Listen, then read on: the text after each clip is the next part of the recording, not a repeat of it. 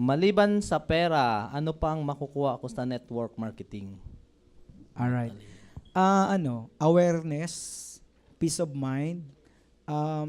Peace of mind kasi marami kang maiintindihan sa mundo. Marami kang maiintindihan sa mga tao na sa paligid mo. Yung pagiging positive dito, pagiging positibong tao na dito mahawaan ka dito eh. Kasi 'di ba, normally kaya ka nagre-react sa mga sitwasyon na nangyayari sa labas kasi hindi mo naiintindihan, pangalawa, negatibo kang tao. Tama. Kita mo nagne-network ka, parang naiintindihan mo siya, tapos hindi mo na pinapakailaman yung mga negatibong nangyayari. Tama ba? Hindi na, parang you don't react na. You ignore. You avoid. You don't entertain negative things.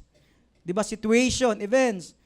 'Di ba? Kasi positibo ka na. So hindi ka na affected. Parang naka-shield ka na ng white ball na white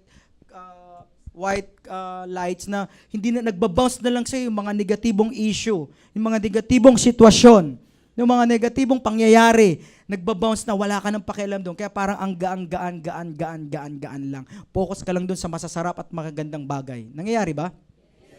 Yan, kaya avoid, ignore, do not entertain. Ano pa? Do not investigate. Do not investigate poverty. Iyon ang tinuturo sa network marketing. Kaya pagkita mo parang ang gaan ah. Diba?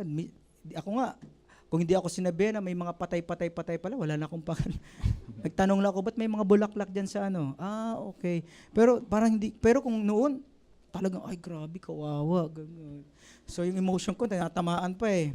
Pero di ba kahit makisawsaw ako doon, wala naman akong magagawa. Tama ba? Di ba? Di wala akong magawa kasi beyond my control. Di ba? So hindi ko na siya kontrolado. So focus ka ngayon sa control mo lang na bagay. So, iyon ang maganda sa network marketing. Pinapa-focus ka dun sa mga bagay na kontrolado mo. Yes. Kaya gagaan ang buhay mo.